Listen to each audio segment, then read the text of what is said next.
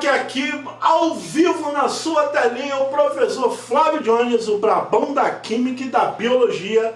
Responda para mim, se for capaz, qual das opções representa uma característica fundamental dos mamíferos? Opção A, os mamíferos vivem parte da vida na água, ou seja, em meio aquático, parte da sua vida em meio terrestre? Sim ou não? Opção B, tem bicos e penas? Opção C, são animais de sangue frio? Ou opção D, possuem pelos e glândulas mamárias? Se você é do 7º ano e conhece alguém do 7º ano do ensino fundamental, já chama aí, já coloca ele aí ao vivo para aprender ciências. E te garanto que, se você ficou em REC, recuperação, essa é uma pergunta que vai cair no seu colégio. Então, galera, os mamíferos são um grupo de animais vertebrados, ou seja, tem vértebras, coluna vertebral, que apresentam características bem definidas e fáceis de reconhecer no dia a dia. Já curte aí, já manda aquele presentezinho, aquela moeda, aquele docinho, para que nosso canal cresça mais e mais e que eu possa distribuir mais conteúdo de qualidade, massa e gratuito de ciência, biologia e química para você. Se você ainda não é inscrito no canal, já se inscreve, já dê aquele coraçãozinho e compartilha para geral o nosso canal. Então, galera, uma das principais características do mamífero é a presença de glândulas mamárias que produzem leite para alimentar os seus filhotes. Essa é uma característica exclusiva e que também vai dar nome a esse grupo de animais e garante a nutrição dos recém-nascidos nos primeiros momentos de vida. Outra característica muito importante é o corpo geralmente coberto por pelos. Mas qual é a função dos pelos? Já chama o teu coleguinha aí para você descobrir aqui na nossa telinha. Então, vem comigo. A função dos pelos, galera, é importantíssima, pois ajuda na proteção do corpo e no controle da temperatura desse tipo de organismo que são os mamíferos. Pois a regulação da temperatura mantém um animal aquecido em ambientes frios. Os mamíferos também são animais de sangue quente, ou seja, conseguem manter a sua temperatura corporal constante. Que é isso, prof? Temperatura constante, independente do ambiente em que eu estou vivendo, seja no Polo Ártico, aqui no calor do Rio de Janeiro, ali no frio, na geada do nosso sul do país, da Argentina, ou em ambientes temperados, eu sempre vou ter a minha temperatura constante, entre 35 e 37 graus.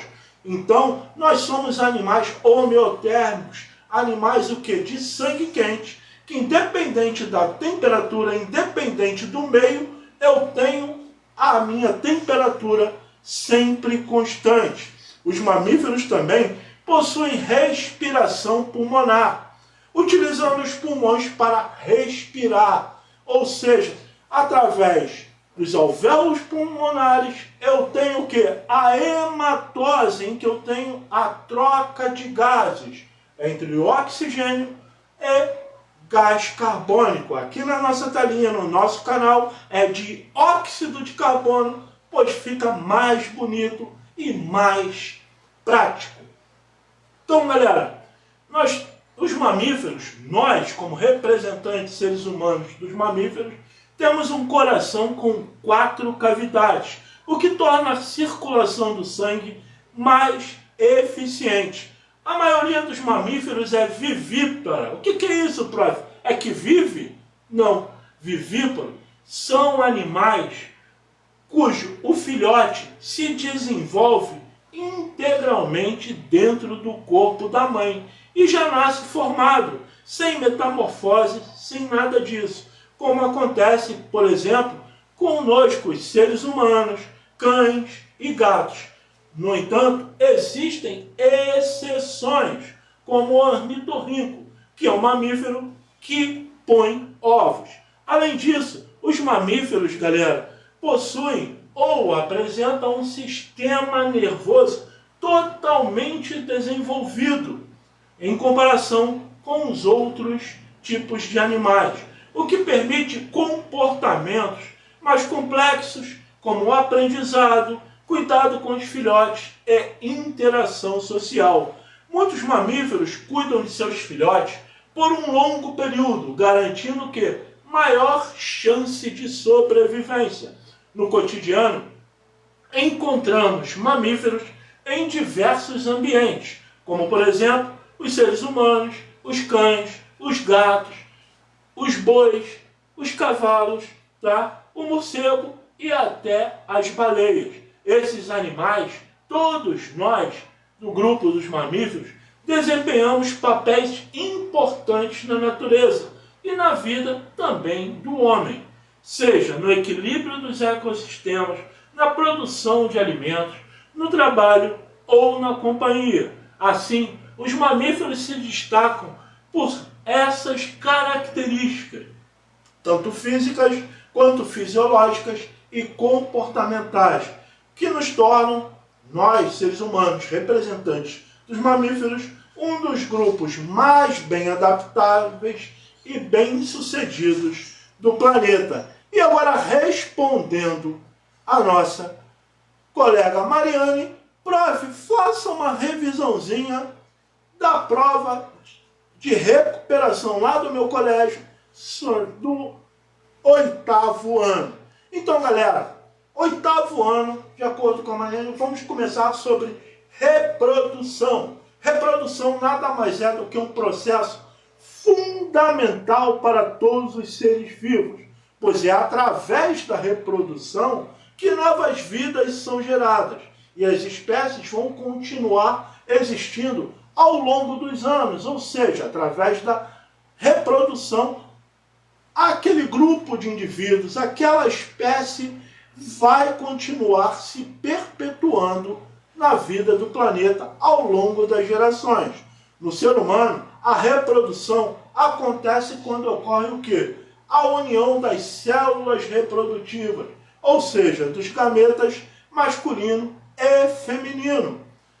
O gameta masculino é o espermatozoide, o gameta feminino é o óvulo. Quando essas duas células se encontram através da reprodução, do ato de reproduzir, ocorre a fecundação, que dá início ao desenvolvimento de um novo indivíduo.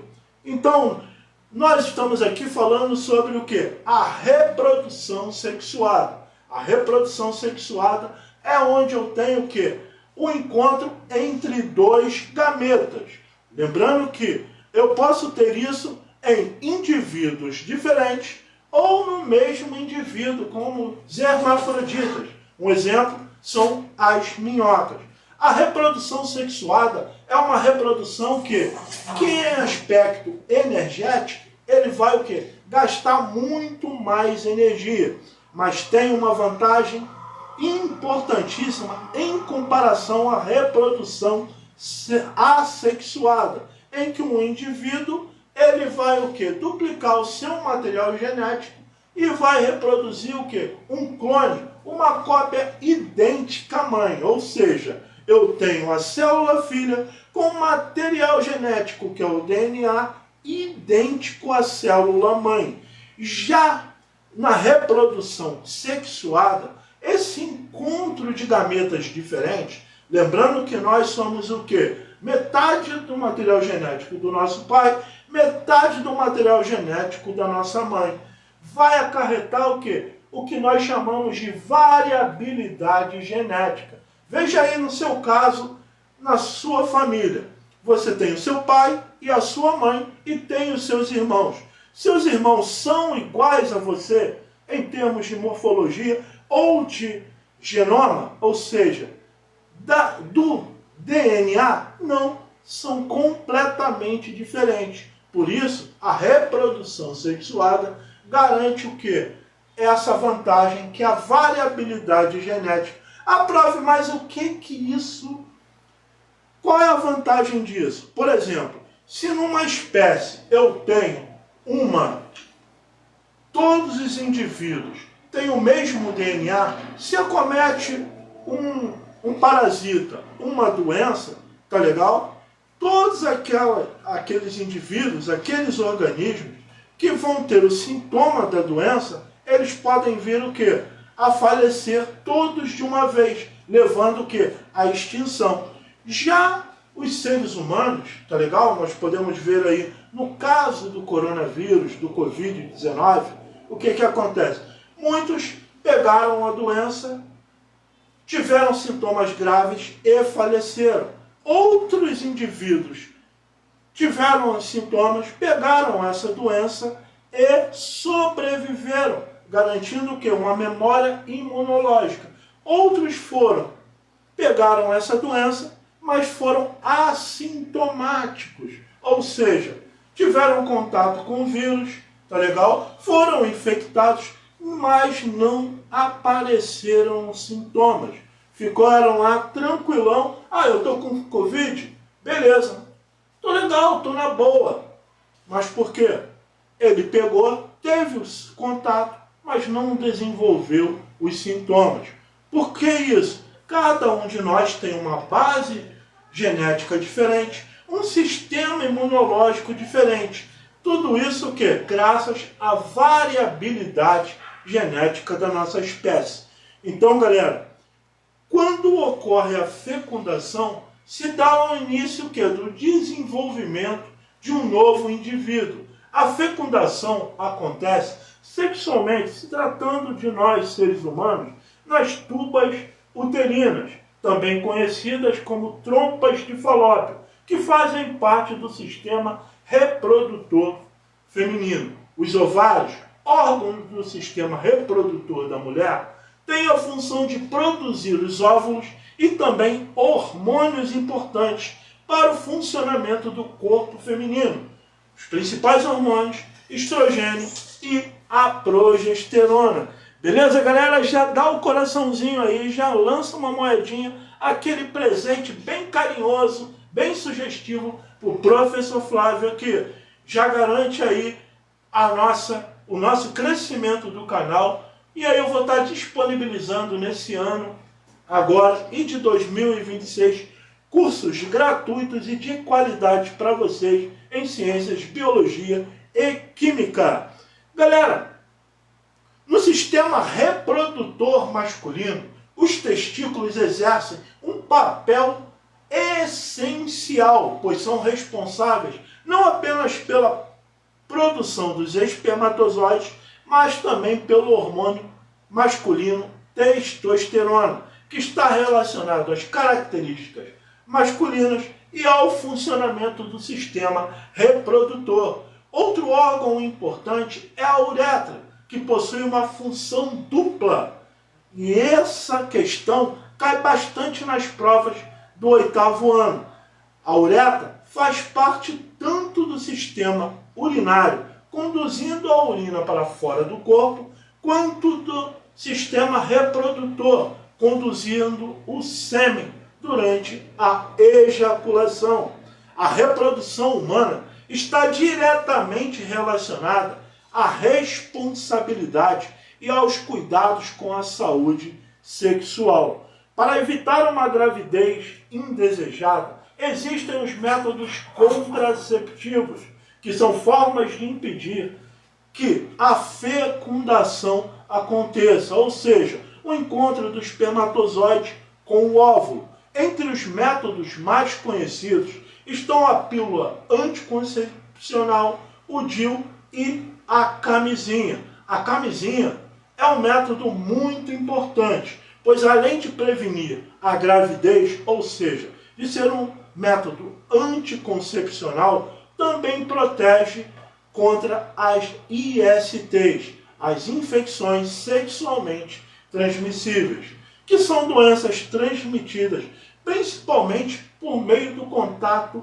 sexual sem proteção. Exemplos comuns de ISTs são aquelas doenças que nós já falamos bastante aqui no nosso canal, tanto do TikTok quanto do YouTube, como o HIV, a sífilis, a gonorreia e a hepatite B. Essas doenças podem causar sérios problemas de saúde quando não são prevenidas ou tratadas corretamente, afetando não apenas a pessoa infectada, mas também outras pessoas com quem ela se relaciona, como também, por exemplo, o contato vertical da doença, como o HIV, que a mãe pode transmitir para o filho, ou seja, no contato entre o seu organismo e o do seu filho, através da placenta,